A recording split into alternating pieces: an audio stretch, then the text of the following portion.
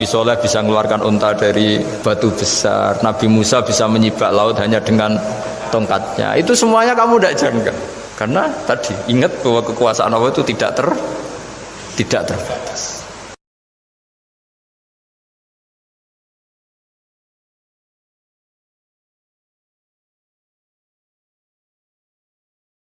Al-Fatihah. Bismillahirrahmanirrahim. Alhamdulillah. Ghairil maghdubi 'alaihim waladdallin. Bismillahirrahmanirrahim. Wal maqalatu rafi'atu an Abi Bakrin Siddiq radhiyallahu anhu. Wa ruwiya lan tinwa anna satamna kanjeng Nabi sallallahu alaihi wasallam qala dawuh sapa Nabi addu al-azaima.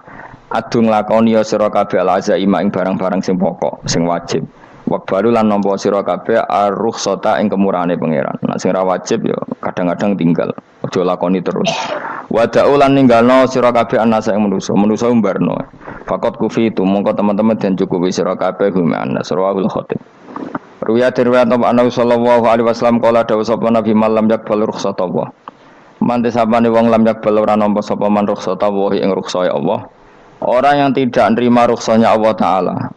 Jadi orang wajib-wajib dilakoni terus kadang-kadang mergo dadi identitas isin ninggal.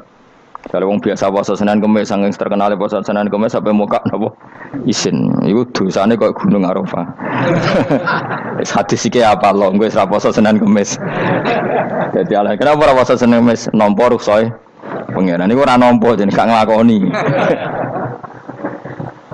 Karena mongko ana iku ali ngatasi mamlal ismi sing disapa mislu jibali Arafah iku kaya Gunung Arafah. Jadi pangeran itu ya aneh sing apik to. Jadi misalnya ana wong maca Quran kok yakin ra di sepuro iku dianggap ngenyek Quran. Wong wukuf ning Arafah kok nyangka dosane ra di sepuro dianggap ngenyek pangeran. Mulane ana wong wali iku mergo ndablek. Dene wong ndablek ra wali iku goblok-gobloke wong. Jadi ke daftar wali lewat jalur napa? Ndablek. Tapi potongane ya tetep ra wali jenenge serabakan. Dadi wali niku gampang. Dene kok ora dadi wali wis bejane wong. Engko tak terangno carane dadi wali sing gampang-gampang ae. Nek mbok bar Ramadan tak deloke wis masuk ta urung. Nah ora tak sidangno kok. Ya dadi kan ora dadi wali usul ning pengadilan kudu dimenangno. Rawahu ngene hati sapa Imam Ahmad. Wasiratu te syarat iku dumatun. Wasiratu tawi siratul mustaqim dulmatun peteng. Wasiraju te dalan lagu maring sirat wal yakinu yakin. Wa te kang yakin tahqiqu tasdiki iku benerno barang sing tasdik. Tahqiqu tasdiki iku tahqiq dalam benerno. Maksudnya kamu punya otoritas pemikiran yang akurat. Kanggo benerno bil ghaibi kan barang ghaib. Niki sing dadi ibadah kula nganti ketemu pangeran. Tahqiqu tasdiki iku duwe akurasi benerno. Bil ghaibi lan barang ghaib. Carane bi izalati kulli ghaibin kelawan ngilangno saben-saben sing dadekno kemamangan. Bi izalati kulli ghaibin kelawan ngilangno saben-saben barang sing dadekno kemamangan. Pun kula baleni nggih saking awal wal maqalatur rabi'ah kula terangno ya. An-Nabi Bakrin Siddiq radhiyallahu anhu dawe az-zulumatu khamsun. Dawe Abu Bakar kegelapan itu ada 5. Di mergo Abu Bakar wong saleh nek kegelapan yo luwih akeh. Dadi ora pati apal nek jumlahe akeh ora pati apal. Roe muk piro? 5. Nah, zaman akhir ora trimo 5 ribuan napa? Ribuan. Nomor 1 hubud dunya. Seneng dunya. Seneng dunia macam-macam, seneng pangkat, seneng apa saja yang tidak mengantarkan ke akhirat. Iku darani napa? Dunia atau apa saja yang murahan iku darani dunia. Kalau terangno definisi dunia, dunia kata dana ya dunuan. Ana sing ulama nasrib sangka dania terus ditakhfif hamzah dadi daniah terus ditakhfif hamzah dadi ya daniyah terus ngikuti wazan fu'la jadi dunya. Jadi anggar barang sing hina iku jenenge napa? Dunya. Utawa barang sing dekat iku jenenge dunya. Mergo maknane dunya wis saiki, dana iku maknane dekat. Akhirat nanti. Srungokno wae kok kowe suwe-suwe paham. Sehingga sesuatu yang tidak murahan kayak sujud, kayak sedekah, kayak ngaji iku ora dunya. Ini kesaksian akhirat. Sehingga ngendikane Ibnu Khaldun niku Allah itu ngeritik dunia ya yang perlu dikritik. Bahkan kadang akhirat pun dikritik pangeran, swarga pun kadang dikritik pangeran. Nak wayai perlu dikritik karena ada konteksnya. Ada apa? Konteksnya. Misalnya begini. Saya punya kitab namanya Khilyatul Auliya atau Baqatul Asfiya. Saya sampai sekarang belajar kitab itu terus. Ini sekitar 14 jilid. Ini kitab indukan Ihya. Saya berkali-kali ngomong di mana-mana. Imam Ghazali dalam hal manaqibul akhyar, sejarah orang-orang pilihan itu nginduk kitab nama Khilyatul Auliya itu 14 jilid. Dalam ilmu tasawuf beliau nginduk kitab jenis Qutil Qulub, ini karangan Abu Thalib Al-Makki. Dalam fikih tentu beliau nginduk gurunya Imam Haromen. Dan memang kitab itu harus nginduk, kalau tidak namanya mukhtarik, bikin-bikin. Memang syaratnya ulama harus muttabi, dia hanya pengikut, tidak boleh kreasi. Kalau kreasi namanya bid'ah, bid'ah. Kalau terang, di situ ada cerita ada seorang sufi bodoh ngeritik dunia entek ngamal. Dunia wis ora ono benere, dunia ku nggon batang, pokoke dunia ku jifah batang. Sing berebut batang ya siap-siap rebutan mbek asu, pokoke ngomong wis tok ndi-ndi. Sayyidina Umar itu agak tersinggung dengan makalahnya orang sufi yang bodoh ini. Ya rata-rata orang sufi memang bodoh. Kecuali gelem ngaji fikih. Selang ngomong ngalor ngidul dunia ku swelek terus dekne biasa lah wong sufi terus milih dhewean terus orang lakoni popo, ngerti-ngerti lesu, kok mangan wae lesu, orang sufi kan gitu. Singkat cerita terus Umar agak marah tapi beliau masih bisa mengendalikan diri terus kata beliau, "Sal sayyidah." Dan sal hada sayyid. Kamu tanya hada sayyid, maksudnya sayyid dalam bahasa dulu itu ya orang terhormat. Dalam bahasa zaman era itu maknanya sayyid itu masih apa? Sadat maksudnya bukan Habib, bukan. Kalau dalam bahasa Arab dulu itu memang kalau Habib itu ya Nabi, kalau Sayyid Sadatus Sufia itu belum pasti maknanya apa? Habib ya, tokoh-tokoh yang diikuti dalam apa? Makalahnya, dalam apa? Makalahnya. Terus kata Ubay bin Ka'ab, dan ini menurut saya benar sekali, dan kamu harus mengikuti Ubay bin Ka'ab. Dia adalah termasuk 6 sahabat yang dipuji Nabi min ahlil Quran, apa? Yang dipuji Nabi min ahlil apa? Quran. Kata Ubay bin Ka'ab, lalu Anda masuk surga karena apa? Lalu Anda masuk neraka karena apa? Lalu Anda dapat ridho Allah karena apa? Kamu itu bisa masuk surga lihadidar karena kenangan di rumah ini, maksudnya karena dunia ini, karena sujud kamu, karena kebaikan kamu. Itu di mana? Allah mereferensi amal kamu ya di dunia ini. Kamu masuk surga karena sujud kamu di dunia ini. Nanti masuk neraka karena keangkuhan kamu di dunia ini. Fahadi dunya mi'yar. Dunia ini adalah takaran. Semua referensi Tuhan tentang akhirat itu merujuk kelakuan kita apa? Di dunia. Sehingga kalau kamu masuk surga selamanya lama, itu ya karena kebaikan kamu di dunia. Maka jangan kritik dunia ini. Karena dunia itu mahalu sujudika, mahalu ruku'ika, mahalu pokoknya dia marah-marah. Sehingga semenjak itu kata Ibnu Khaldun, orang tahu dunia yang dikritik adalah dari madatul kalimah daniyah, suatu yang murahan, apa? Yang murahan. Sehingga kalau misalnya orientasinya itu kebesaran li'ilai kalimatillah, maka itu tidak termasuk dunia. Dan yang suasananya akhirat tapi motifnya adalah kasal, kemalasan, itu yang benar-benar dunia. Makanya Imam Syafi'i sering kritik tasawuf itu sampai usisati tasawuf alal kasal. Ilmu tasawuf itu basisnya itu karena pemalas. Karena tadi misalnya begini, ini contoh paling gampang. Zaid itu di daerah pinggiran. Di daerah pinggiran di mana Islam itu minoritas. Terus dia ingin kaya raya supaya bisa bikin masjid atau bikin komunitas Islam. Atau dia ingin jabat jadi lurah supaya nggak ada pelarangan orang sholat karena dia yang punya otoritas bikin aturan. Atau kalau mungkin cukup lebih besar dia ingin jadi bupati supaya daerah situ familiar dengan Islam karena pejabatnya Muslim. Itu tidak dunia karena semua orientasinya untuk mengawal sujud, mengawal kebenaran. Tapi kalau kamu di daerah pinggiran kemudian milih dhewean kabeh kersane pangeran, sithik-sithik kersane pangeran, terus kamu meninggalkan aktivitas dakwah, itu yang dunia karena motivasi kamu adalah al-kasal, malas dari mewarnai buminya Allah ini dengan sujud. Ini yang banyak orang sufi salah paham. Makanya orang sufi harus ngaji fikih. Bendekne roh dielingno wong alim, wong fikih nak kitmanul ilmi ku haram. Kitmanul ilmi haram. Menyimpan ilmu itu haram. Tidak memberi kontribusi dalam proses orang sujud adalah haram. Tidak memberi pencerahan pada umatnya Nabi adalah haram.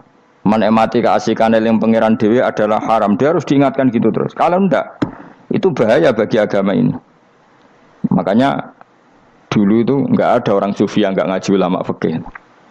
Sekarang kebalikan, malah wong sufi darani fikih mau kulit dekne wis tok hakikat sembrono. Oh tak tobatno tenan nak ketemu aku. Itu bahaya, paham seperti itu tuh bahaya. Karena sekarang itu sufi itu jadi identitas kesalehan. Jadi yang rumah kome sufi koyo-koyo sak dhuwure ahli napa? Fikih. Itu bahaya. Karena tadi sufi itu akan ngeritik dunia sepedas-pedasnya. Kemudian ujung-ujungnya meninggalkan dunia, kemudian happy-happy asik pangeran dewean dan membiarkan umatnya Nabi ini berserakan kemana-mana, tidak terlibat sama sekali, tidak memberi kontribusi sama sekali. Cara bahasa gampangannya orang gelem amar ma'ruf, gak gelem nahi mungkar. Tapi bahasa amar ma'ruf nahi mungkar kan saya jadi gerakan ekstrim, makanya orang tak bahasa amar tidak peduli, tidak mulang. Kalau saya bahasa saya kira repot terus. Paham ini penting kalau terang. Jadi kalau baleni malih ya. Sing dimaksud dunya ketika dikritik pangeran iku dunya sing sangka kata dani'ah, sesuatu sing murahan, sing enteng, sing nafsu. Iku jenenge napa? Dunya napa? Dunya. Tapi ketika sesuatu itu baik dan mengarah kepada Allah, iki jenenge dunya iki masru'atul akhirah. Maka dunya itu di dua status napa? Siji masru'atul akhirah. Dan ini status yang harus kita pakai. Makanya kata Imam Ghazali itu, kowe nak radi duwe sak penat-penate urip terus merasa enggak punya kenikmatan, datang saja ke kuburan dan yakinlah semua yang sedang mati keinginannya hanya satu, ingin kembali di dunia dan memperbaiki amal-amalnya. Berarti dunia adalah segala-galanya bagi orang yang sudah mati. Ya, orang yang sudah mati itu cita-citanya satu. La'alli arji, semoga kita kembali ke dunia. Untuk apa? Untuk membenahi semua kesalahan yang pernah dilakukan zaman ning dunia. Terus kamu ingat, fa'ana fid dunya. Ya Allah, alhamdulillah sekarang masih saya di dunia. Artinya saya punya satu kesempatan yang diinginkan semua orang yang sudah mati di seluruh dunia. Lalu malah wali anu urip malah kepengen nang mati. Saking kakean kasus ini, apa? Kakean apa? Kakean kasus. Makanya di sini sirinya para rasul, para nabi itu sering donga Allahumma tawil umrona, sehingga banyak orang soleh mendoa supaya panjang apa? Umur. Itu karena pas itu yang hadir adalah dunia dengan makna masru'atul akhirah. Tapi ada juga wali dan nabi kadang-kadang donga, ya Allah, jika sebaiknya saya mati, mati saja. Itu ketika tergambar dunia yang sudah murahan, yang sudah arogan, yang sudah tidak jelas. Maka dunia ini punya dua status sekaligus. Jika prospek bagi Anda untuk masru'atul akhirah, maka nikmati senikmat-nikmatnya. Tapi jika bagi Anda ini sudah menjadi ladang maksiat apa-apa, maka jadikan dunia ini tempat tobat. Karena akhirat itu enggak ada apa-apanya dibanding dunia. Jadi akhirat itu hanya mereferensi dunia, apa? Mereferensi dunia. Ini penting kula aturno. Kadang-kadang sufi kemudian goblok ora iso ngaji. Dia nganggep dunia sampai akhirat itu penting akhirat, tapi cara maknaninya salah. Lho kowe nganti ning akhirat mlebu swarga itu karena apa coba? Amal zaman di mana? Di dunia. Berarti penting mana dunia sama akhirat? Penting dunia karena akhirat mau efek, apa?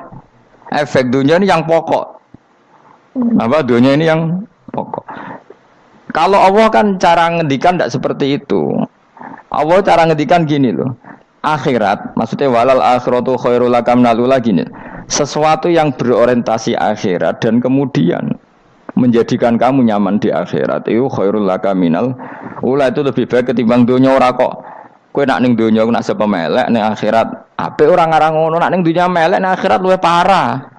Kayak melaratnya cek ngene iki kan, tapi kan cek iso ngopi, cek iso mangan tengkleng. Coba ning akhirat gak iso blas. Dunyel-nyel malaikat ngawur. Gayamu bareng melarat iso ning dunya lara lah nek akhirat penak. Aku yakin ora luwih lara, tak jamin. Ngeraine kan ketara nak ngono. Keliru omongan aku ning dunya lara lah sementing nek akhirat penak itu ndak bisa. Kowe nyifati dunya nggon lara iku serapati ridho mbek pangeran.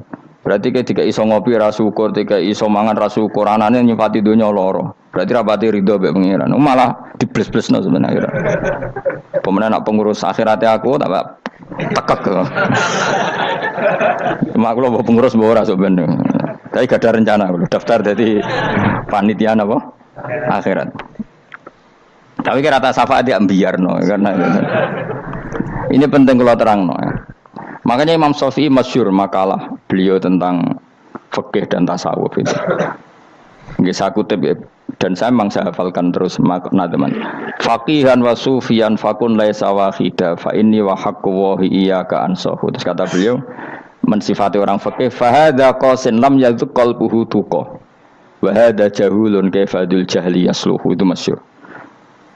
Di dunia ini identitas di dunia kita, dunia ulama itu hanya dua. Kalau enggak sufi ya faqih. Kamu jangan jadi salah satu. Faqih adalah orang sing qasin, itu qalbuhu qasin, hatinya itu keras, hatinya atos. Lam jadu qalbuhu tuqas, gak ditakwa blas.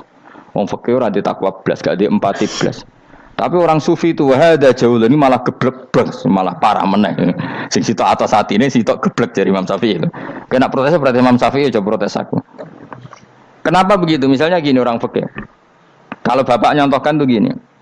Orang fikih itu punya aturan. Misalnya kalau rukuk tidak begini enggak sah. Sujud kalau enggak begini enggak sah. Salat kalau tidak begini enggak sah. Oke, aturan itu baik. Tapi punya keangkuhan berpikir. Misalnya ada orang desa terbelakang. Misalnya di pedalaman Gunung Kidul, Kulon Progo. Ada orang yang ditobatkan orang-orang sufi. Orang sufi itu ya sing rodok goblok-goblok itu. Misalnya nobatkan. Enak wae wong fikih melok nobatno tapi tahu-tahu bilang ini salatnya enggak sah, rukuknya enggak sah, Fatihahnya enggak sah. Jare sing sufi, wah semane nobatno ora iso salat apa ora disahno. Si sufi ya goblok pisan, ketika ngawal si ajudannya tadi salat, enggak dikawal. Sehingga banyak aliran di Jawa salat ala kali Joko ya ono Fatihah mau meneng tok. Sitok sujud tok. Jadi ini sitok atas atine ora gelem bina tapi muni rasa. Sing sitok goblok, ora tahu nerusno pembinaan. Akhirnya ya mandek ning satu kesalahan dan diwaris ya bergenerasi-generasi. Makanya kata Imam Syafi'i itu sitok goblok, sitok atas satine tadi. Kamu jangan jadi salah satu itu. Makanya kamu aman karena kamu ndak sufi ya ndak fakih. Makanya enggak masuk enggak masuk yang dikritik Imam Syafi'i. Kamu sufi ya ndak, fakih ya ndak. Makanya kalau Imam Syafi'i ngritik itu tapi alhamdulillah saya ndak dua-duanya. Ya ndak sufi, ndak fakih. Karena orang sufi itu kalau ditelusuri itu memang kesalahannya terlalu banyak. Kecuali dia mau ngaji fikih. Kenapa? Kecuali dia mau ngaji fikih. Kayak tadi misalnya, sampai Imam Syafi'i zaman itu duka yang menghentikan usisat tasawuf alal kasal. Ilmu tasawuf itu dibina itu berdasar kemalasan. Loh, saya punya teman sufi banyak. Saya ini kiai loh. Punya teman sufi banyak. Teko ning kula Gus donya wis rusak, sementing sakniki wis ngatah-ngatahno istighfar. Memangnya kita bisa diistighfari pangeran di sepuro pangeran ketika kamu orang alim ndak mulang? Memangnya kowe iso di sepuro pangeran ketika kowe sugih zakat? Memangnya kowe iso di sepuro pangeran wis kere ra nyapu masjid teko Jumatan, bareng ngrokoke diusep-usep ning pojok masjid bar mulai. Enak wae. Ana keran coplok istibarno. Memangnya kamu bisa jadi orang miskin seperti itu kemudian dimaafkan Allah? Enggak bisa. Kamu harus terlibat dalam proses sholat. Wis kere ya urun gawe keran, misalnya orang ngono urun masjid ya nyapu-nyapu, sing sugih urun dhuwit, sing alim urun mulang. Kok enak? Dunya anggap rusak terus kabeh dhewean. Menengi sampean ke dhewean neraka ora tak baturi ya ngono. Ndak bisa, sufi seperti itu ndak bisa, tuh kriminal. Malah Imam Syafi'i dalam satu makalah kowe esuk tasawuf, awan wis rondok ngene. Saking ekstrimnya beliau. Nah, kenapa Imam Ghazali muji orang sufi? Kitab-kitab Risalah Kusyariah muji orang sufi itu sufi-sufi yang kayak kowe. Sufi-sufi yang belajar fikih, napa? Sufi-sufi yang masih mau belajar fikih. Kok enak. Jadi sufi itu maknanya sidik-sidik. Zaman wis rusak itu tidak seperti itu. Nak rusak ya amanat pengiran kon melok dandani. Nah, ketika ra kena didandani sebetulnya enggak masalah, kan ada alternatif. Misalnya gini, ada mobil rusak enggak bisa dipakai. Memangnya mobil hanya itu. Kan ada mobil yang lain itu jenis fakih. Ini ndak, kamu punya pemimpin hanya 2 atau 3 lah biar enggak nyindir. 3 atau 4 lah. Ketika 4 ini orang ini gagal, seakan-akan Indonesia gagal. Memangnya Indonesia hanya punya orang 4 itu. Goblok sekali kita berpikir gitu. Segoblok-gobloknya apa? Memangnya Indonesia itu milik siapa? Kenapa kamu menggantungkannya sama 1-2 orang, 3-4 orang? Gampang aja cari alternatif. Terus Tapi kan harus lewat pemilu, kudu ngenteni pemilu 5 tahun cepat. Mustafa Rokin jokno dadi calon presiden. Nak kemen dadi negara tahlil. Karena dekne piye ngomong ekonomi ya ora iso. Ngomong wisata ya haram, ngomong budaya haram. Ngomong badan usaha milik negara ya ora roh dene. Lamun langsung dibagi-bagi. Tapi kelirunya kita selalu begitu. Ketika kecewa sama pemimpin, seakan-akan dunia ini tergantung pemimpin itu. Mana ada dunia ini dipasrahkan sama makhluk oleh Allah. Dunia ini milik Allah, nggak pernah dipasrahkan makhluk. Bahkan kiai mati pun nggak ngefek pada agama. Dulu sahabat meninggal agama jalan, wali songo orang-orang pilihan meninggal agama jalan. Karena Allah tidak ridho dunia ini, agama ini, dunia maupun agama dipasrahkan sama seseorang. Allah yang mengurus dunia ini. Apa nak konglomerat mati terus wong melarat kabeh? Tidak kan? Apa nak wong soleh mati terus wong bejat kabeh? Tidak. Allah yang mengurus agama ini, mengurus dunia ini. Saking goblokem, nak ono kecewa mbek makhluk itu. Terus ya Allah, terus seakan-akan dunia ini runtuh. Ono pegatan sakake saiki ora ono sing lanang. Banyak orang pegatan terus untuk bojo luwih apik. Bojone mati sing wedok malah makmur akeh to ora. Makanya pangeran nanya manusa iku entek-entekan. Allah nate ngendikan gini Mas dalam pegatan. Unik ngendikan pangeran. Ya rada manekno wong pegatan. Wa iya tafarraqa yughnillahu kullam min saati. Kamu tidak usah takut dalam suami istri itu bercerai. Wa iya tafarraqa jika dua suami istri bercerai, yughnillahu kullam min saati, bahkan satu-satunya per satu dari kedua mempelai ini bisa dikasih lebih kaya. Banyak enggak wong pegatan terus akhirnya lebih makmur. Dan kenangannya untung pegatan Mas dhisik aku untuk bojo sing dhisik wis. Aduh, selemu goblok. Engko sing lanang karena bosen dijudisi untung saiki di bojo konak, bojoku sing dhisik. Banyak enggak orang pegatan kemudian kenangannya itu baik sama yang sekarang. Dengan yang lalu mau nggerutu tok, banyak enggak? Banyak. Dulu kita punya pemimpin yang cakap, yang otoriter. Zaman itu pun di demo. Coba kita ini kan mulai dulu yang jadi pemimpin di demo. Kok cek urip pantas di demo kan es mati digo kelangenan. Kelakuan kok ngono. Mulai dhisik nganti saiki. Kiai juga gitu, zaman urip dikerwiti. Kok bareng mati kiai penggantinya dikritik ora koyok kiai dhisik. Iku ora ya coba 66 Pak Karno dikritik, orde baru diurus gitu tuh. Nabi yang ngono mangsamu presiden tok. Nabi ku kan mukjizat iku ngaji. Jadi mukjizatnya Nabi ku ngaji. Jare masyarakat kono. Mukjizat ora keren blas. Mukjizat iku kudu nganggo tongkat. Dadi seru napa? Dianggap Nabi Harry Potter. Jadi Nabi ku mukjizat kok mulang. Mulang iku mengatur logika supaya mapan nikmati Allah dan Rasul. Itu mulang. Mereka agak seneng, Mat. Caraku nabi-nabi dhisik ku ditongkat apa to, Mat. Dadi seru apa? Seru main seblak pokoke seru lah. Nabi sempat tertarik, ya kepengen ditongkat tahu Nabi gua. Ketok ya sangar lah apa. Dadi Nabi ngalor ngidul gak apa. Tongkat ngono ana sing nglawan blus terus kecemplung segara. Kan ya seru lah misalnya ana wong Yogya macam-macam tutuk terus likuifaksi do tenggelam kan seru lah apa. Nah jawab pengiran dulu lucu. Dia matke jok tongkat, gampang nak masalah tongkat. Sekarang ngetokno wit kan gampang tongkat itu. Memang samu tongkatnya Nabi Musa terus digawe dikei mori terus dikei minyak ya ora dijupukno wit diketokno memang samu. Wong sing hebat itu sing nyekel dol ora apa. Ya jajal tongkate Musa tak kena kowe. Iki ora ana pengaruhe. Wong saiki ning gone Turki digo tontonan ora piye-piye. Lah nek mbate jek aktif Pak Turki nantang Israel duel lan. Lah yang di tongkate Nabi Musa kok digertak Israel rawani.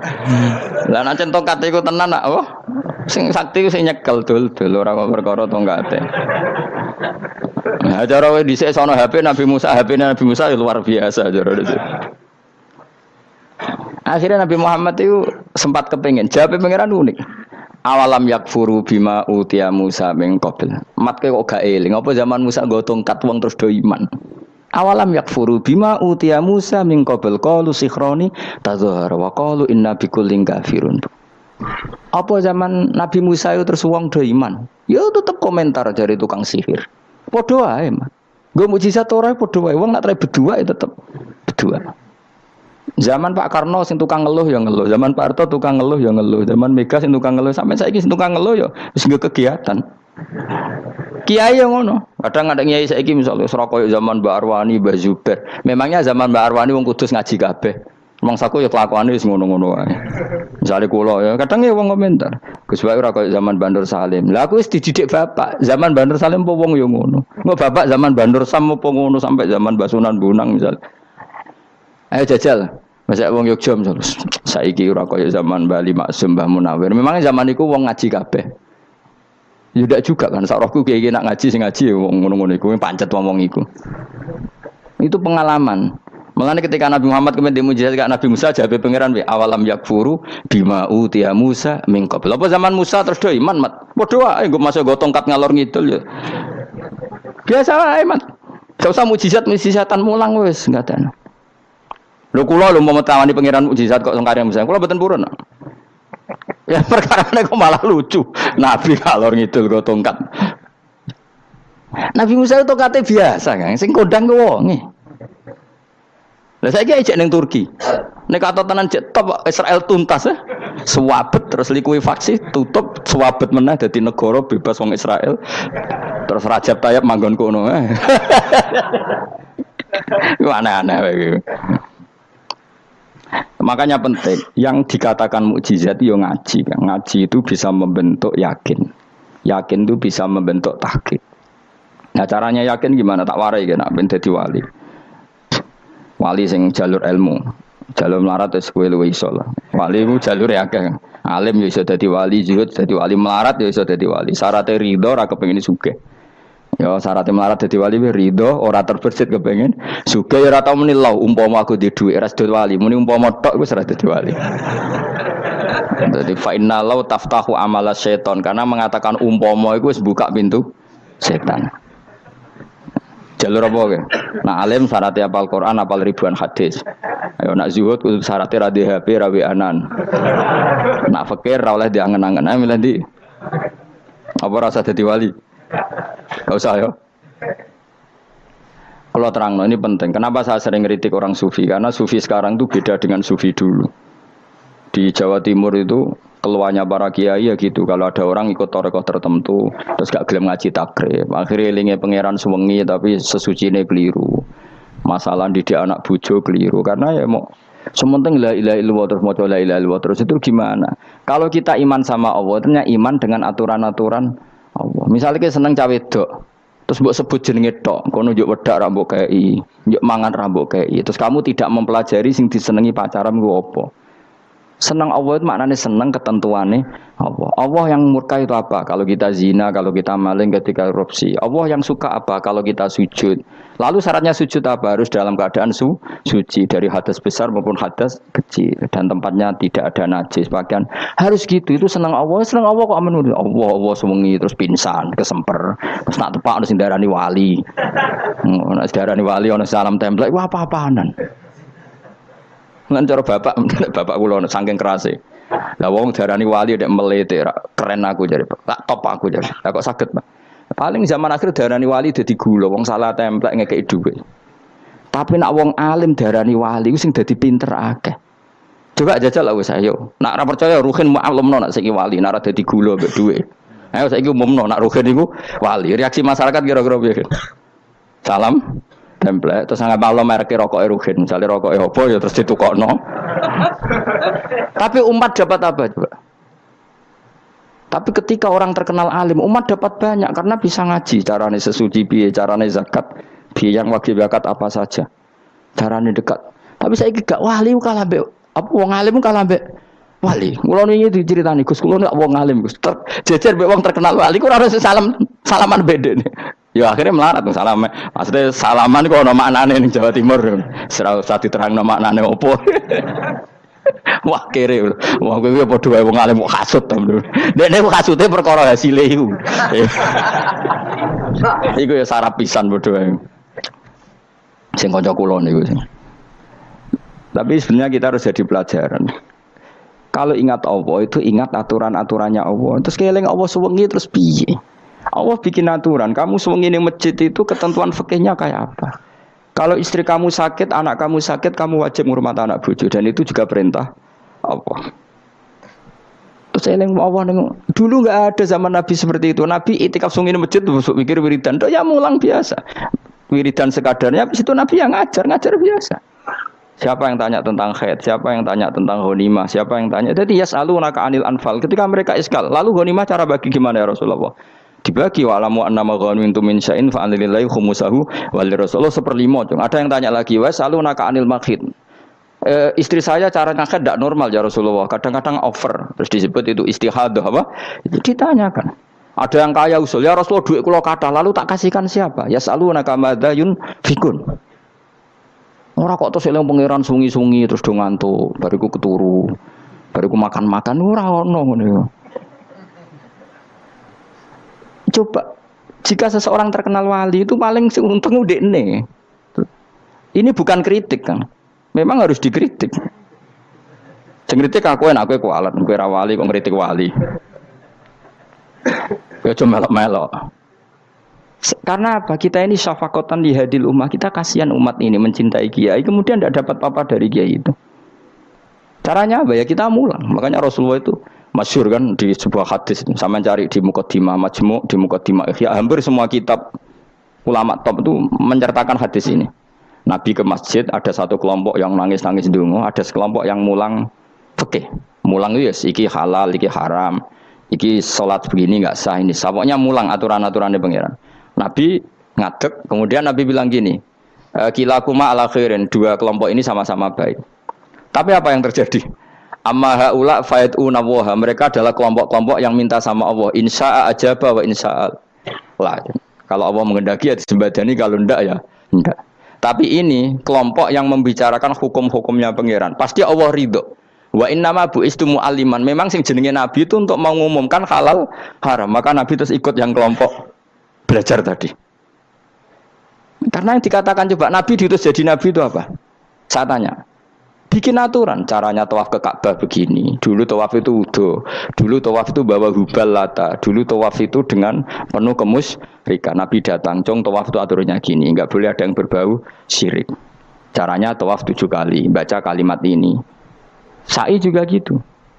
Dulu yang namanya sa'i itu setar megang berhala Isaf. Nanti di Marwah megang Nailah. Setarnya gitu. Dari kesirikan ke kesirikan. Terus Nabi datang. Enggak boleh megang Isaf dan Nailah. Harus dibongkar. Dimulai dari labbaik Allahumma labbaik la syarikalah innal hamda wa ni'mata laka wal mulka la syarikalah. Itu Nabi. Sehingga saking ekstrimnya sahabat itu dulu enggak mau disuruh sa'i. Enggak ya Rasulullah, kita ada sa'i. Tempat yang dulu kita syirik di situ. Karena kalau sofa setarnya pegang Isaf, nanti kalau di Marwah pegang Nailah. Itu nama berhala. Terus Allah menurunkan inna sofal marwata min sya'airillah faman hajjal baita wa atamara fala junaha. Istilah pangeran fala junaha. Kalau kamu sudah Islam enggak apa-apa sa'i. Kenapa bilang enggak apa-apa? Karena dulu pernah sahabat merasa dosa, karena itu dulu basis kemusyrikan. Jadi ini penting saya utarakan. Lagi-lagi yang digerakkan Nabi adalah aturan main dalam hidup ini. Kenapa? Aturan main. Lho kula wingi pasaran wingi ini kula mucal napa sampean tadi? Kula mucal Minhajut Thalibin.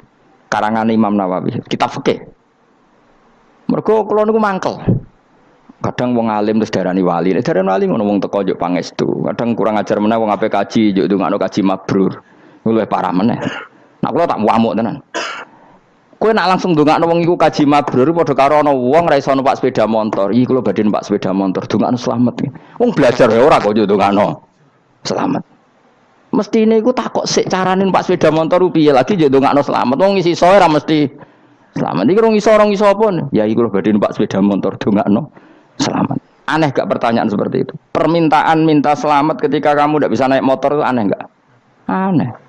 Kalau kamu mau haji takut sik syarat rukunnya haji baru minta didoain haji mabrur. Ini ndak masyarakat tahu-tahu minta haji mabrur. Oh nak tonggo kula tak piso itu. Untung ngomong Rembang rawat tak kula. Dadi ora ono sing wani. Agar mereka kaji Gus kula badhe kaji supaya sah piye Gus. Tak ulang ngono. Tak ulang tenan Gus. Selain tentu belajar di manasik. Paling ndak dengan fatwa seperti ini orang terbiasa nak tekone manasik ku dirungokno. Napa? Kadang ya ora tekone manasik ngantuk tok. Itu tidak bisa, harus diwarai. Misalnya tawaf dimulai dari Hajar Aswad dan usahakan menjauh dari Ka'bah 1 meter atau setengah meter. Karena kalau terlalu mepet Ka'bah, takutnya tadi nginjek pondasi Ka'bah. Jadi tidak ngitari Ka'bah tapi tawaf di atas Ka'bah. Kedua, kalau terlalu dekat, kiswah Ka'bah itu mulat tohah bitit. Kiswah Ka'bah itu penuh dengan minyak. Dan kalau terlalu dekat menyentuh, padahal orang ikhram itu enggak boleh nyentuh kiswa. Jadi harus diterangkan. Kok malah nggih Kaji Maruf nggih kula terus ndonga nangis. Belum nangis servisnya akeh. Itu apa-apaan? Mau dibawa kemana agama ini? Kemudian sing juk dongong sugih ngene nangis tenanan oleh nyangone luwe akeh. Nah cara bapak nangis yo seruwet zaman ora usah nangis-nangis anak dadi kiai. Pokoke ulang nek ra gelem wis ben ngono. Tobat song ini tobat ya mareni uteknya niki mareni. Coba contohkan analogi hal yang gampang. Ono wong ra iso numpak sepeda motor datang ke kamu minta didoakan selamat, aneh ndak? Urutannya ya belajar apa? Sesuk ana wong ra iso salat, ih dongakno salat kula niku makbulah. Makbulah mbahmu. Takbir ra Fatihah ra ya kabeh itu ono urutane. Lah itu ulama. Jadi makanya Rasulullahnya gabung sama yang mualliman, yang guru. Dan ketika awan nyifati Rasul itu apa coba? Rabbana wab'ats fihim rasulam minhum yaslu alaihim ayati wa yuzakkihim wa yu'allimuhumul kitab wal hikmah. Rasul itu sifatnya yang diulang-ulang pangeran tuh yaslu alaihim ayatika, membaca ayat-ayatmu, artinya apa coba? Mulang kan? Wa yuzakkihim, membersihkan akhlak-akhlak mereka, artinya apa? Mulang kan? Wa yu'allimuhumul kitab wal hikmah, artinya apa? Mulang. Nabi itu disifati dalam satu ayat itu gayanya ada sampai 3 kali sifat, tapi maknanya mulang kabeh. Yaslu alaihim ayatika, artinya apa? Membacakan ayat-ayat Allah, artinya apa? Mulang kan? Wa yu'allimuhum, artinya apa? Mulang. Wa yuzakkihim, bersihkan mereka, membina, artinya apa? Mulang. Makanya saya pernah ketika tawaf, anak-anak sarang yang idolakan saya itu, saya ingin di depan multazam jenengan berdoa. Saya yang ngamini karena doa jenengan mustajab. Mohon ngaji sik, nak ngaji kok tak dongakno, nak eling, nak ora ya wis. Ya guys, oke jam 2 malam kita di atas tingkat 3 kalau enggak salah pas itu di Mekah deh. Mulang Bukhari guys. Kalau ngaji Bukhari penyen ya tak ulang. Jam 2 saya ngajar sampai subuh sekitar 2 jam. Habis itu lagi donga teng arep multas. Kula donga wis sederhana Gusti, bocah-bocah niki mugi-mugi wonten gunane teng umat Rasulillah, purun mulang mboten kedonyan. Ayo amin ya, amin. Padahal di antara mereka ketok ana sing donga kepen rabi, berkane wis tuwa. Ayo kula dongane ya Allah. Ini di depan multazam semoga anak-anak ini manfaat umatnya Kanjeng Nabi, purun mulang, purun napa-napa teng masyarakat. Wis iku tok amin amin pun bareng. Karena itu yang saya bisa tanggung jawab di depan Allah Subhanahu wa Ta'ala. Coba kamu berani enggak di depan Allah terus kayak ngomong dunia. Karena hanya mulang yang bisa mengantar manusia mencintai Allah dan Rasul. Coba barokahnya kabeh kiai darani harame zina. Berapa juta orang yang tidak berzina gara-gara dawe para kiai nak wong zina sok ben dakare dikwetok, virgine ditunjuk malaikat. Entah cara ngulang gimana, cara tahdzir gimana terserah gayanya kiai masing. Mungkin Mustafa nyontokno payudara di guantung, wong dene jorok nyerot. Dadi nek roken duwe pinter meneh dakare apa dikwetok. Barokahnya tahdzir seperti itu berapa juta orang yang kemudian tidak zina. Berapa orang enggak jadi rentenir gara-gara cerita para kiai. Berapa ribu juta orang yang enggak bodoh nih mergo apa dari ilate itu apa digunting malaikat. Ini kan sudah kebaikan yang sudah masif, kenapa tidak kita tiru? Lalu ada gerakan wong tekone masjid sudah jeleng Allah tok terus gak jelas ilinge iku perkara apa?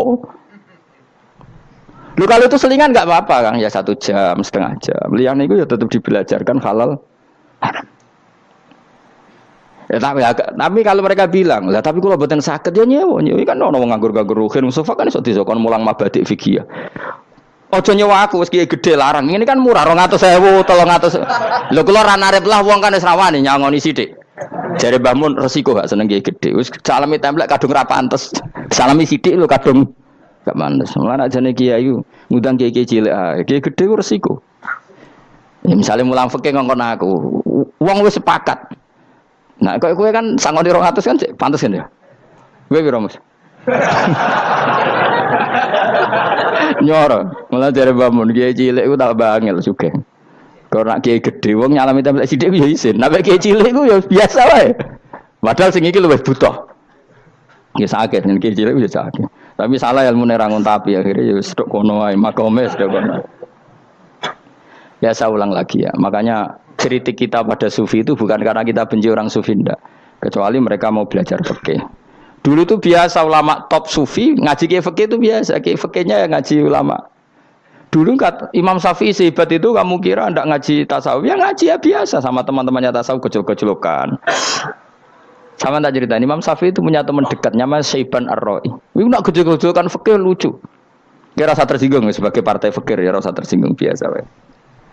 Imam Syafi'i itu sering dolan dengan Syaiban Ar-Ra'i. Dia ulama sufi. Sampai muridnya gremeng, misal katas al-hadal badi. Sak jenengan takok wong desa ben. Jadi Imam Syafi'i ben. Takok aneh kan. Mata kulu fi zakat. Zakat cara kowe piye? Dan Habib Umar Hafid itu suka mengutip perdebatan Imam Syafi'i, dialog Imam Syafi'i dan Syaiban Ar-Ra'i. Saya juga suka karena saya sering lihat itu di Ihya di beberapa kitab ada. Mata kulu fi zakat. Zakat menurut kamu gimana? Ala madzhabi atau ala madzhabi? Menurut madzhabku apa madzhabmu? Jare Imam Syafi'i. Ya cara madzhab apa? Madzhabku wis roh dhewe. Lha apa tak kok kowe? Ya rada cangkem elek tapi lucu, Dur. Nak cara aku ya zakat itu wajib kanggo sapa wae, cek kere, cek sugih ya kabeh wajib zakat. Lah terus aturane pangeran piye? Mosok wong kere wajib zakat. Lah apa melarat mesti dunyane halal. Ya iya sih, tapi yo mosok wajibna zakat. Ya pancen jare takok.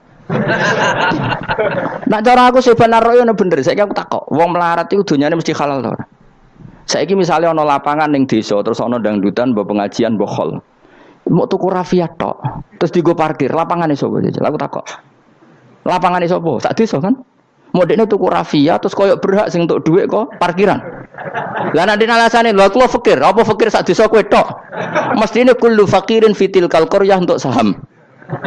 Ya ora. Soal dekne sing kerja untuk paling akeh lah mergo tuku apa? Tapi nganggo lapangan tanpa pamit sak desa terus koyok paling kuwasa. Hasilnya piye jajal kan? Misale kowe Malioboro ana lapangan utawa apa? Alun-alun utara selatan. Terus kowe mau modal tuku rafia mbok go parkir. Iku milkul amah apa milkuka? Jawab. Milkul amah berarti semua orang berhak. Paling sing ora berhak sandi mbek Pak Jokowi mergo sugih. Terus hasilnya mbok bagi wong melarat sak desa apa mbok pek tok? Jawab, gak usah isin, biasa wae.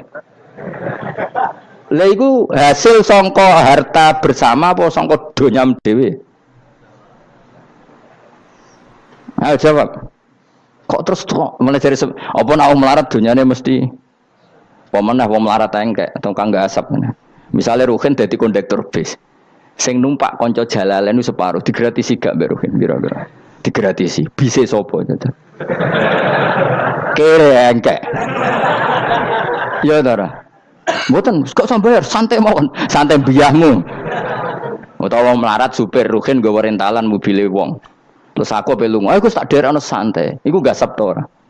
Wong ra melok duwe kok nyilai. Wong melarat dosane ya, kemene jare Seven Rock cara pendapat kula napa pendapate jenengan? Ya cara pendapat temen pendapat kok wis roh. Wong melarat lah wajib zakat. Nah iku jenenge wong sufi. Wong sufi sing roh fikih. Jare Imam Syafi'i sakjane sufi yo ngene iki, sufi waras iki. Maksudnya wong sufi tapi cek roh fikih. Jadi misalnya kayak melarat terus Jumatan kok wudu mikir iki banyune sapa? Sing bayar listrik sapa? Urun 2.000 botol 3.000. Paling enggak ya make itu ya urun. Ora tambah sufi tambah juga alasan melarat. Oh wajib adung suge-suge melarat bagian ngerusak wae. Bareng kerane putung anggar didakok ngono wae. Kondo panitia masjid Pak kerane rusak Pak. Semare wong sugih do medhit melane masjid rusak. Mergo melarat lah ya medhit. Lho melarat yo akeh dosane masa melarat terus. Saya contoh gampang ngelola parkir aja coba. Itu lapangannya siapa? Lapangan umum apa edekne? Kok iso terus wae edekne mau urun apa coba? Rafia ngene. Rafia udah hasilnya. Rafia gue rusak gulung. 10.000. Pira? 5.000. Untuk pira kan? Sewengi misalnya ono dangdutan. Untuk pira, Mus? Untuk nak pira? 500.000 untuk bangsa. Terus duit 500.000 songko mentasarrufkan lapangan. Iku edene tau sak desa. Tapi sama ini sudah berjalan tak anggap baik. Engko nang terus sing melarat dodemu. Jare ngajine Gus Baik dibagi ya mari fitnah ya ora ngono mau aku cerita ben roh dosane ngono. Aja kok dadi gerakan apa? Wah mari fitnah kok keos Indonesia. Maksudnya ben ngerti hukumnya pangeran apa? Paling enggak gelem istighfar napa? Gelem napa? Istighfar. Lah soal wong liya tak mau cek mentolong melarat tok doyak-oyak. Maksudnya kalau dari Imam Syafi'i jadi Ya sakjane hukum ngono, tapi kan terus lucu. Aku iki jari Imam Syafi'i, aku iku qadhi. Mosok majibno zakat wong melarat kan yo dadi aneh. Lah terus mustahike sapa nek wong melarat dhewe muzaki. Jare sebenarnya ya mau jare takok. Tapi akhirnya lucu. Dua beliau akhirnya. Terus jare Imam Syafi'i, ya fikih ngene iki sing marai atiku bener. Aku iku fikih pemerintahan ya zakat iku ditarik wong sugih, dikekno wong melarat. Nek sing melarat zakat mergo ngrasa dunyane syubhat ki alhamdulillah. Mulane dhisik iku wong nak nyifati pangeran, nak nyifati wong apik piye? Alladzina yunfikuna fis sarra wadharra. La fikih wae sing wajibno infaku fis sarra. Nah cara Quran ya ora wong apik alladzina yunfikuna fis sarra wadharra. Pas seneng ya sedekah, pas dorok melarat lah ya sedekah. Ya terus akhirnya kelop. Tapi Imam Syafi'i kan fikih pemerintahan kan gak mungkin memaksa wong melarat zakat. Kirilah ya tukang ngemel zakat. Ini kan jeruk makan apa? Jeruk. Sehingga terus ada disiplin ya, ada muzaki, ada mustahil cara fikih. Tapi nak cara tadhirul mal. Nggih cara tadhirul mal nyucikno donya wong melarat lah ya donyane akeh sing ora suci. Lan kula suwun nggih zakat. Maksudnya nak kowe kok hasil parkiran kok 500.000 ya zakatno piro? Nak 2,5% piro ini? Gak usah mikir Mustafa malah. Piro 10% 500 kan 50 ya? Piro? 50. 2,5 piro? 2,500. Lah sik kula bono kotak masjid dan lumayan giling-gilingan paling ndak dadi robana dzalamna anfusana ngrasa salah. Atau ketemu janda-janda ning pojok desa ora ndek dhuwit, Pak. Bu kayak 50.000. Duit apa, Cung? Dadi kafarah sampean duwe saham ning lapangan. Pamane ibu-ibu, nak canom rasa kei. Wes biasa bal-balan kowe wis tau nganggo lapangan. Nak ibu-ibu iku ora melok tau apa? Bal-balan. Jadi kan lumayan gue ngimbangi apa. Tapi aja terus demo ya nak nang parkir ya. Barno wae muga-muga halal iki. Cuma ini cerita, wong melarat lah sakjane, aja muni wajib ya apa? Sakjane. Angel ngku melarat tuh angel.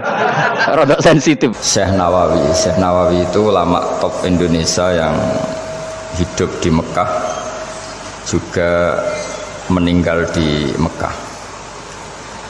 Dulu di antara kearifan buyut-buyut kami, leluhur kami, itu kalau cerita itu enggak apa-apa kamu mondok di Mekah di sana tapi bawa pohon yang hidup di Indonesia. Jadi artinya membawa manhaj metode dakwah yang bisa hidup di Indonesia. Ini penting kata Mbah Mun karena wa ma arsalna min rasulin illa bilisani qaumi. Semua rasul diutus itu pasti sesuai kultur kaumnya. Saya punya sedikit cerita tentang kultur. Kultur itu nilai yang disepakati masyarakat, meskipun persepsi itu salah. Saya cerita sedikit tentang keunikan kultur. Nabi Yunus itu nabi. Di mana-mana nabi itu mengajak ke tauhid, ajaran yang benar ini. Dan dulu nabi itu nggak punya polisi, nggak punya densus, jadi nggak bisa nabi nyuruh yang nggak setuju tangkap, itu nggak bisa. Tapi punya Tuhan. Ya. Jadi kalau yang tidak percaya dakwahnya itu ancamannya azab. Dulu itu nggak ada polisi, nggak ada pengadilan, sehingga kalau ada kesalahan itu ancamannya itu akan turun apa? Azab, siksa itu.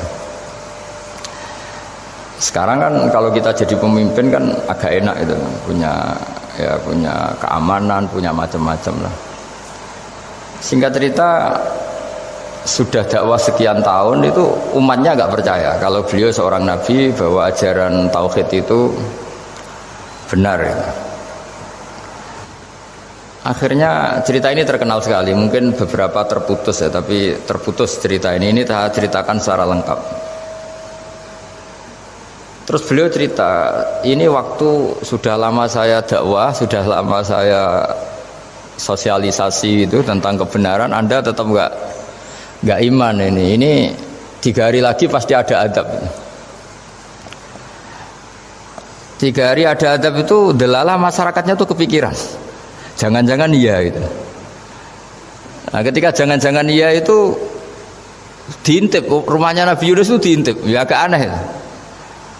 Diintip lala orangnya nggak ada. Nggak ada itu kalau Quran bahasakan abaqo. Abaqo itu minggat. Minggat itu pergi nggak pamit ya. Itu bahasanya abaqo itu minggat. Meskipun kita tidak mungkin membahasakan Nabi itu minggat.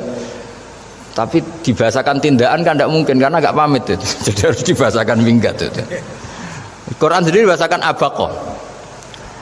Nah, cara berpikir masyarakat gini, kalau kampung ini mau dibalik sama Allah, mau ada adab, logikanya yang tahu akan ada adab itu pasti sudah pergi. Padahal Nabi Yunus pergi ini bukan karena takut azab, mangkel.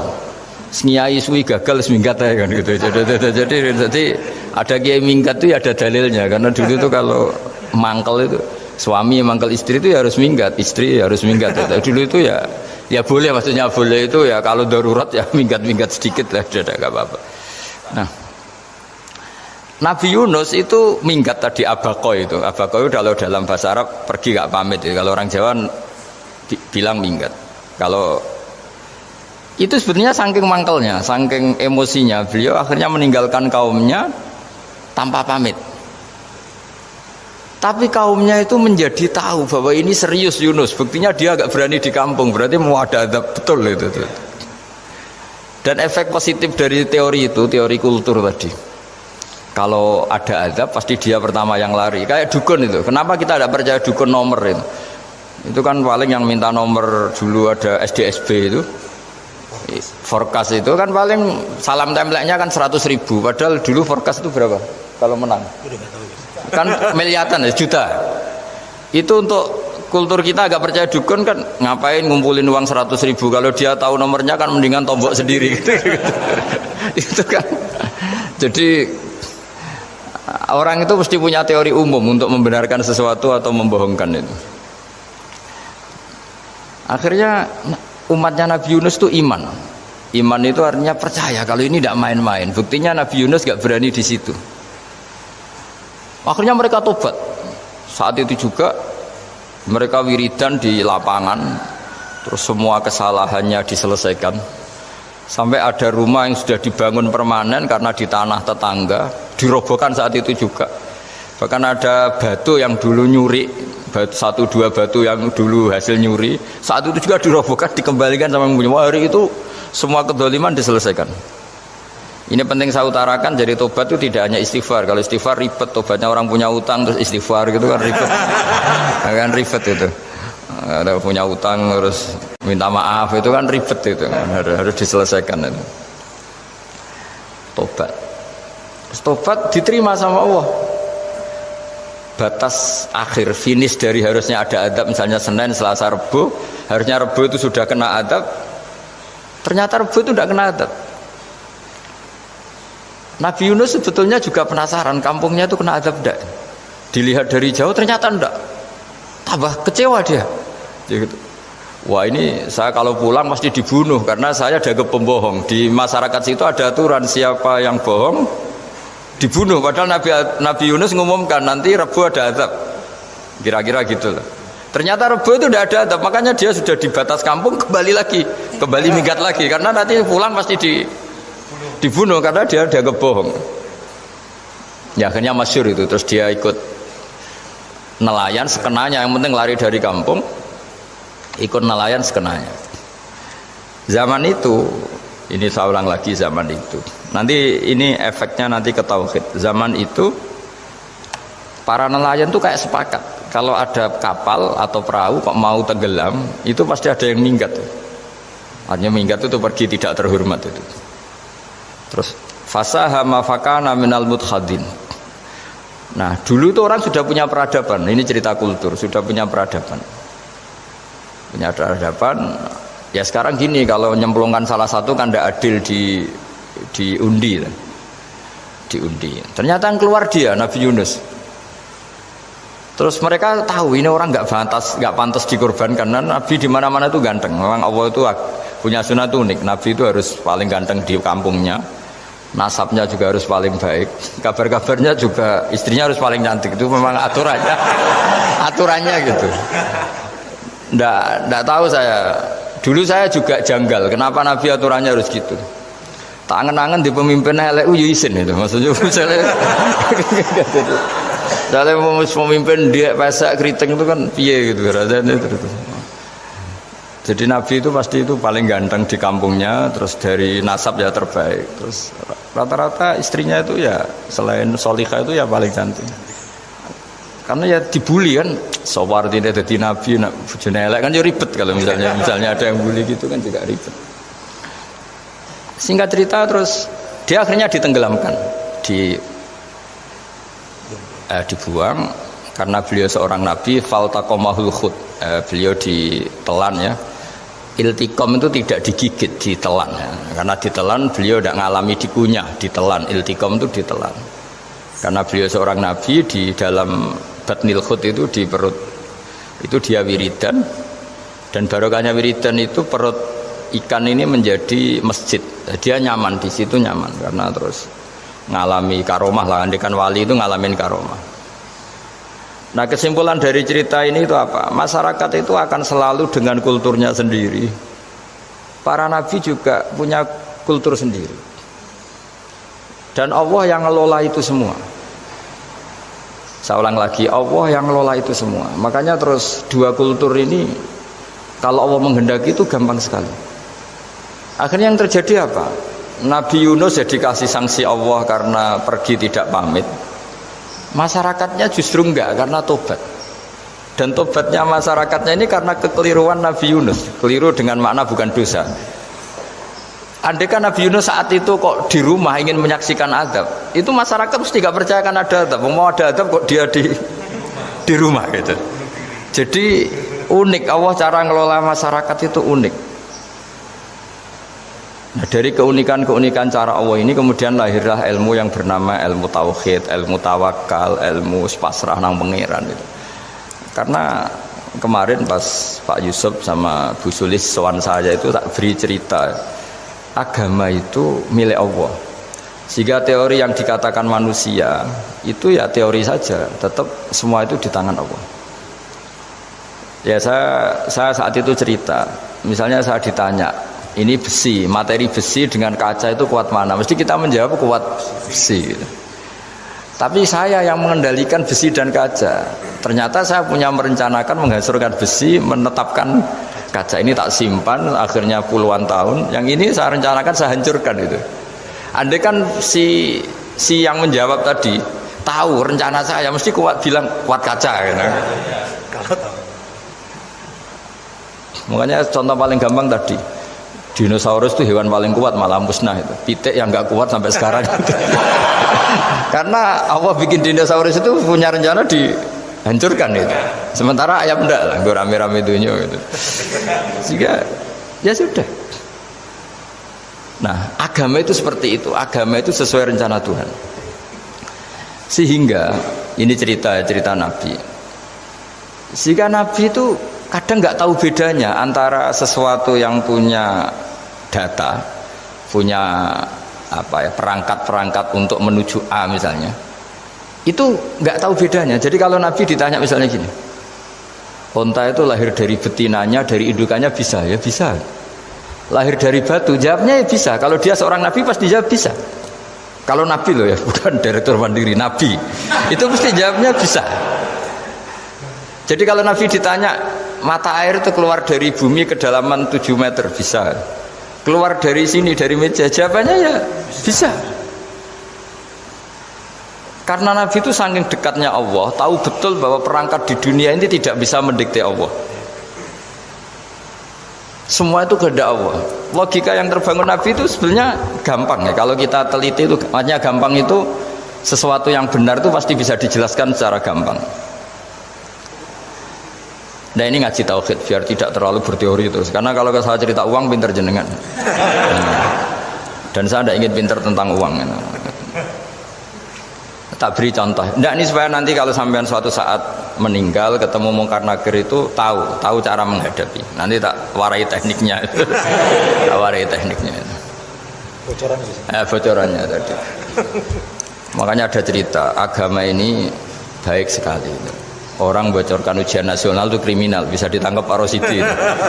Tapi agama ini pertanyaan mungkar nakir dibocorkan semua kiai, itu nggak ditangkap sama mungkar nakir. Harusnya kan rugi karena ini pertanyaan, tapi semua kiai kan sudah membocorkan. Nanti pertanyaannya di kuburan itu man rabbuka, Tuhanmu siapa, agamamu apa, itu kan sudah dibocorkan. Tapi itu nggak dianggap kriminal. Sementara kita sekolah SD, sekolah SMP bocorkan soal itu dianggap kriminal. Padahal kalau harusnya boleh. Maksudnya kalau nuruti teori itu harusnya boleh kan. Wong pertanyaan mungkar nakir selesai dibocorkan kan. Ada dasarnya kan? Ya tapi kan tidak ada itu. Harusnya boleh. Tapi kan terus jadi nggak ujian kalau dibocorkan itu. Tidak ada itu. Harusnya boleh. Tapi kan terus jadi nggak ujian kalau dibocorkan. Jadi dibocorkan. Kurang apanya baiknya agama ini? Pertanyaan sepenting itu dibocorkan dan kiai-kiai nggak ditangkap sama mungkar nakir, ya ada itu. Saya ulang lagi ya supaya kita ingat fitrah salimah. Soal Anda modern monggo lah, tapi saya sebagai kiai akan ngajari kalian tentang fitrah salimah. Jadi kalau kamu itu benar-benar beragama, ini misalnya kertas, ini lempengan baja. Kalau kamu beragama, ya terserah jenengan. Karena bisa saja ya terserah jenengan. Karena bisa saja kertas ini arsip nasional, baja ini tak niatkan, tak luluhkan, tak hancurkan. Sehingga kalau kita ngomong ya secara materi harus ditambah ya, secara materi kuat baja ya Allah. Tapi secara substansi jenengan ya terserah jenengan, monggo. Nah, di sini yang mulai orang lupa itu karena selalu menjawab pasti kuat baja. Kata pasti ini yang akhirnya orang menghilangkan teori beragama. Berdasar logika aja. Berdasar logika. Nah akhirnya para nabi, para wali itu ditanya. Saya punya kitab karangannya Abdul Hamid, orang alim. Kitab itu dulu saya ngaji lama sekali, sampai sekarang saya pelajarin. Manusia itu dijebak hukum adat, padahal adat itu ya tidak terlibat. Misalnya kalau ada telur jadi ayam normal gitu. Ya tadi indukan unta melahirkan unta normal itu, indukan sapi melahirkan sapi normal. Tapi kalau para nabi itu bilang ya agak normal. Enggak normal artinya tetap ada kekuatan Tuhan. Indukan unta tahu apa tentang unta? Dia punya kekuatan apa? Bisa melahirkan unta, bisa menciptakan unta di perutnya, bisa ada jantungnya, ada paru-parunya, ada ususnya. Dia bisa apa? Di situ ada tangan Tuhan itu. Karena para nabi cara berpikir gitu, melihat tembok ya sama. Tembok sama indukan unta itu sama-sama mungkin mengeluarkan unta. Sehingga ketika Nabi Soleh ditanya, bukti apa kekuasaan Tuhanmu? Apa bisa mengeluarkan unta dari batu besar ini? Jawabannya Nabi Soleh ya bisa, ya bisa.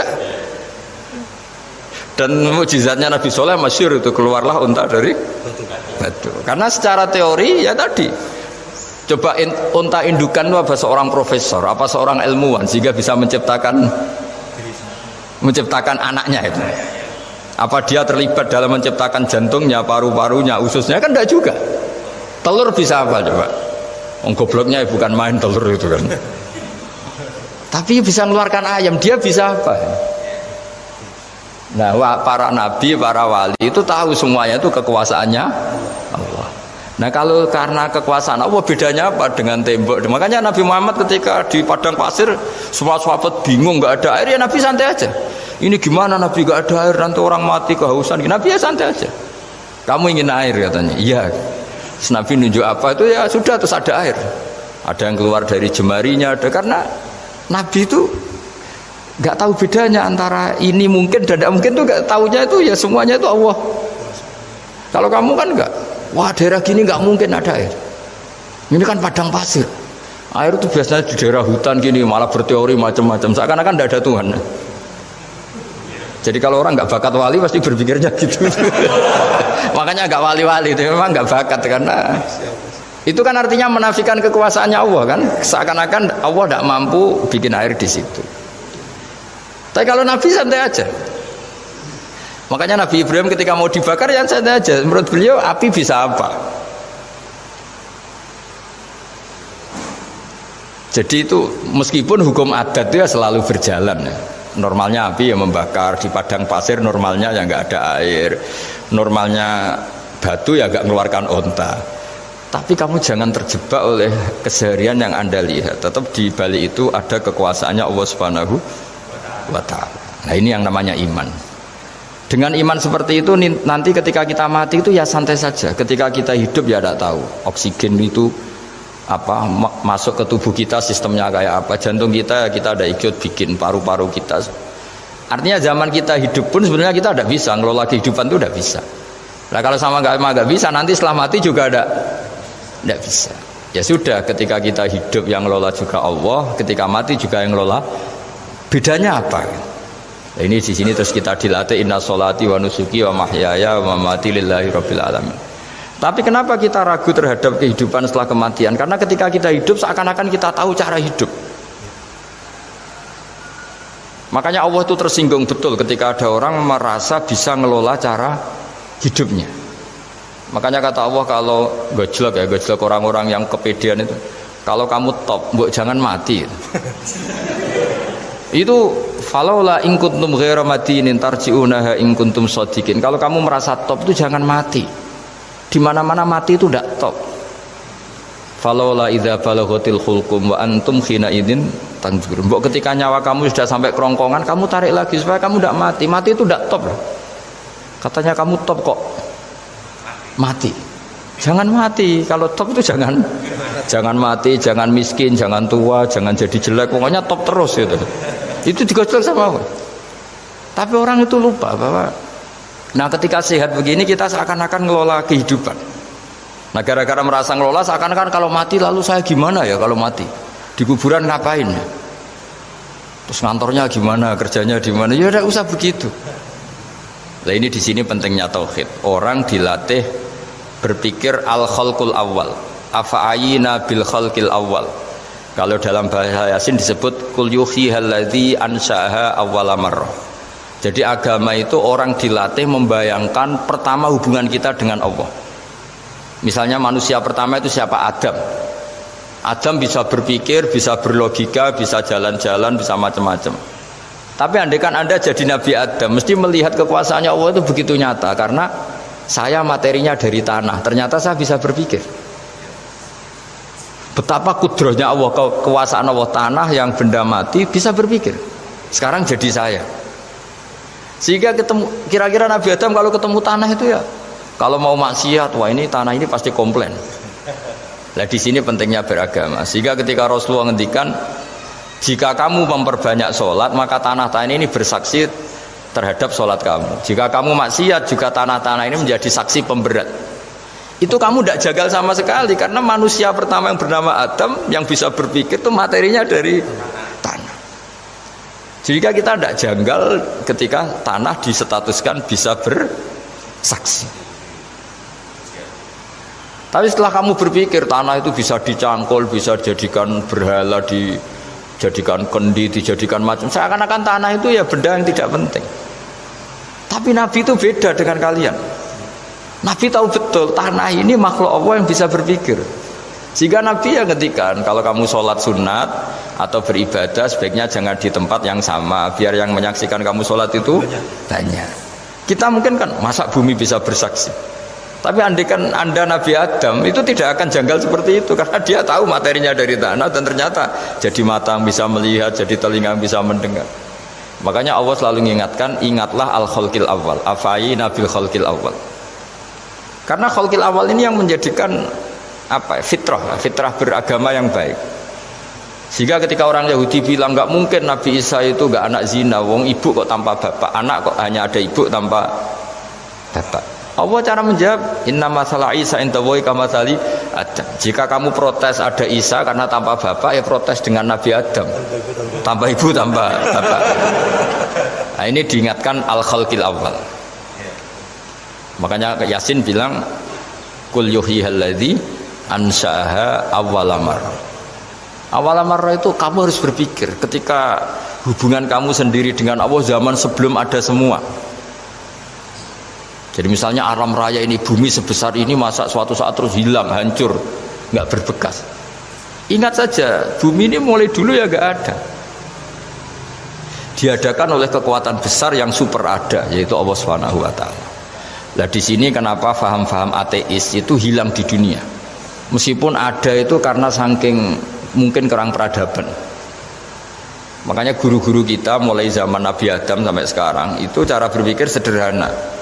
Bumi ini kadung ada. Di mana-mana sesuatu yang ada pasti disebabkan yang lebih ada. Kan nggak mungkin bumi yang ada kemudian penciptanya itu udah ada. Itu kan ngajak goblok bareng gitu kira-kira gitu. Sesuatu yang ada disebabkan oleh sesuatu yang tiada. Maka guru-guru kita ngajari pertama sifat Allah itu wujud. Karena ini wujud super atau kausa prima, terus kiai bilang wajibil wujud. Wajibil wujud terjemahan bebasnya ya wujud super.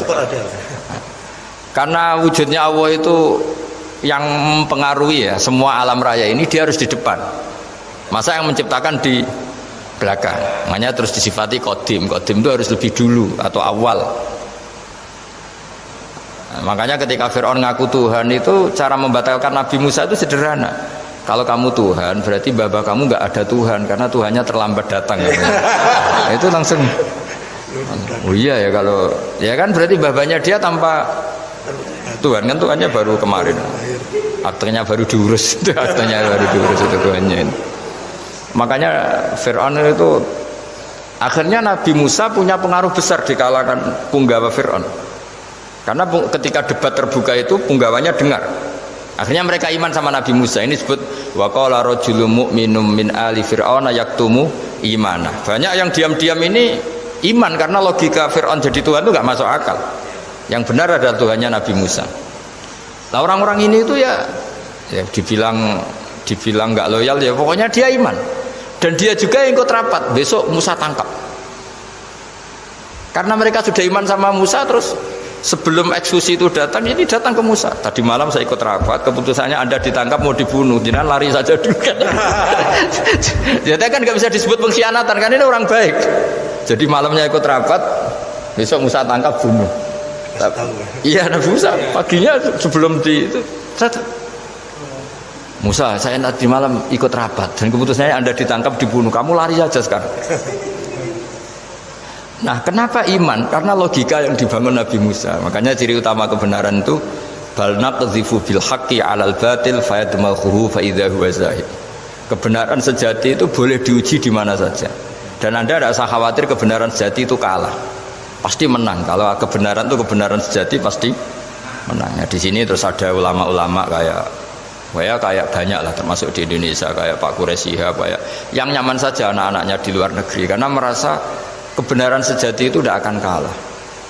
Sehingga ketika ada negara yang begitu maju, saya pernah ditanya sama orang yang kuliah di Inggris, di Swiss, Gus, saya ini kan orang Indonesia tapi pengagum negara Swiss, Swedia, negara di sana itu makmur, terus tertib.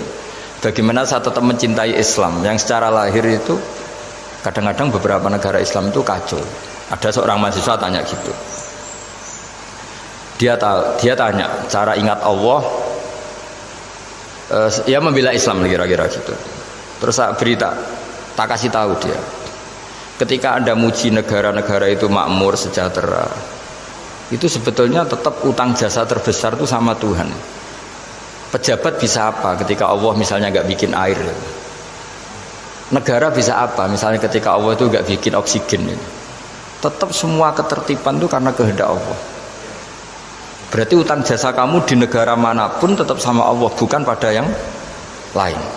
Bahwa ada hukum sosial manusia, oke lah, kedua, ketiga, dia harus terima kasih. Hanya dia sadar. Nah masalahnya kita ketika di negara yang makmur gitu, pikiran kita presidennya hebat, menterinya hebat, tata sosialnya hebat. Oke, nggak apa-apa, muji manusia itu nggak apa-apa. Tapi tetap itu semua di bawah muji Allah Subhanahu wa Ta'ala. Ada air begini ciptaan Allah, ada oksigen sehat ciptaannya Allah. Sehingga muji pertama itu kepada apa artinya kehebatan manusia ketika ada gempa besar, ada likuifaksi, ada macam-macam. Nah maksud saya ngaji di sini ingat Allah itu dengan cara seperti itu. Sehingga ketika kita hidup di negara manapun ya utang jasa pertama pikiran kita sama Allah Subhanahu wa Ta'ala. Tapi kalau enggak, kamu terjebak hukum adat tadi. Di mana-mana ayam itu yang mengeluarkan telur, telur mengeluarkan ayam, nggak bisa batu ini mengeluarkan ayam. Keliru kamu. Ketika ayam mengeluarkan telur, memangnya ayam itu bisa? Apa dia berpikir sekolah dulu gimana ya cara punya telur? Kan ya enggak juga. Tidak berkehendak juga. Apa ketika mata kamu bisa melihat terus kamu merencanakan gimana ya mata supaya bisa melihat? Ya tahu-tahu sudah melihat. Nah, di sini disebut afa'ayina bil khalqil awal ansa'aha awalan wa marrah wa huwa alladhi yabda'ul khalqa tsumma yu'iduhu wa huwa ahwanu alaih. Allah selalu mengingatkan. Nah, iman yang baik itu iman yang seperti saya utarakan tadi. Kamu ingat kekuasaan Allah ketika belum ada apa-apa. Belum ada apa-apa ya Allah bikin manusia itu dari tanah, bikin ayam ya dari tanah, bikin sapi ya dari tanah. Bahkan semuanya dari ketiadaan. Nah, dengan iman seperti itu, nanti kalau kamu ngaji hadis, Nabi bisa mengeluarkan air dari apa? Dari jemarinya. Terus Nabi Ibrahim dibakar gak apa-apa. Nabi Soleh bisa mengeluarkan unta dari batu besar. Nabi Musa bisa menyibak laut hanya dengan tongkatnya. Itu semuanya kamu tidak jangka. Karena tadi ingat bahwa kekuasaan Allah itu tidak terbatas. Nah, itu cara iman yang benar. Sehingga nanti ketika kita mati juga gitu. Ketika kita hidup ya tidak bisa ngatur jantung kita, paru-paru kita. Pasti sama lah. Setelah kita mati juga tidak bisa ngatur. Yang hanya ngatur Allah Subhanahu wa ta'ala. Hidup kita dalam kendali Allah, mati kita dalam kendali Allah. Ya sudah, terus kita mati ya nyaman saja. Saking nyamannya itu orang-orang soleh kalau mati itu jarang berdoa. Bukan karena apa-apa. Kalau berdoa itu resikonya kan gini, mustajab ndak ya, dikabulkan ndak gitu. Itu menjadikan setan punya peluang masuk, diganggu. Makanya ajarannya Nabi, mangkana akhiru kalamihi la ilaha illallah wa fi riwayatin Allah dakhalal jannah. Jadi kalau mau mati bersaksi saja. Sudah ini enggak saatnya berdoa, saatnya bersaksi. Makanya hanya disuruh bilang Allah, Allah, Allah. Dan supaya ini menjadi akhir kalimat. Sehingga nanti keren lah. Ketika ketemu Allah, apa akhir kalimat kamu yang kamu lafadzkan Allah, Allah. Sehingga di kitab-kitab diterangkan ketika orang tua kamu mau mati sudah bilang Allah, jangan tanya catatan hutang di mana ya? Tabungannya di mana ya? Terakhir jawab mandiri terus mati lah. Gak boleh ditanya lagi. Sekali ditanya nanti akhir kalimatnya mandiri. Nah, itu gak boleh. Jadi sekali sudah bilang Allah jangan ditanya lagi. Pak, tabungannya di bank mana? Gak boleh. Bahayanya sekali jawab mandiri terus mati berarti akhir kalimatnya itu ya mandiri. Makanya harus akhir.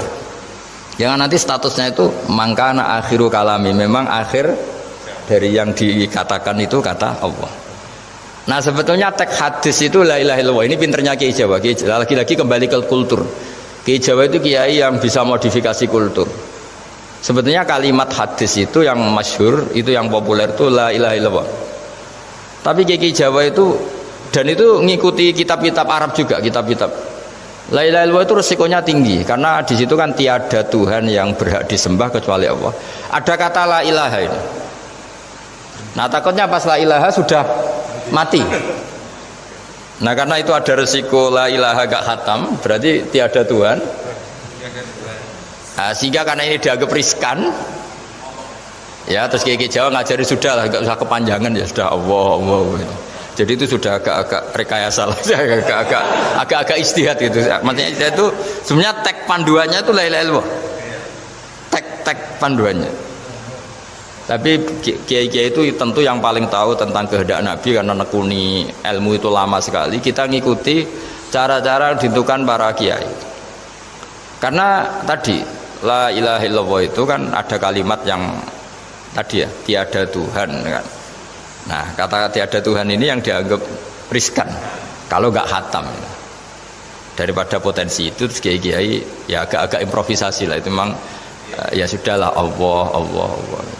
Nah supaya itu menjadi akhir kalimat ya saya ulang lagi menjadi apa akhir kalimat. Setelah itu kata kitab-kitab jangan tanya hal lain ya, sekali ditanya nanti dia akan melafatkan hal lain itu ya tadi misalnya tabungannya di mana gitu kan misalnya sini. Nah, yang ribet kalau wong kuno itu neng laci neng sorogan berarti kalimat terakhirnya ya laci sorogan itu. Nah, sehingga terus itu pinternya guru-guru kita. Jadi saya ulang lagi ini yang terakhir saya pesen, latihlah iman seperti imannya para ulama, para aulia, syukur-syukur yang dekati imannya para nabi. Itu cara berpikir tuh al khalqul awal. Afa'ayina bil khalqil awal. Qul yuhyihal ladzi ansaha. Nah Yang terakhir saya pernah ditanya, ya agak gojekan, agak guyon, tapi saya ditanya. Saya itu nggak bisa melihat, Gus. Aneh orang Afrika itu. Kan misalnya ada Miss Afrika itu. Di sana itu orang paling cantik. Malah kadang itu ada kriminal gitu, karena orang Afrika merkosa Miss Afrika.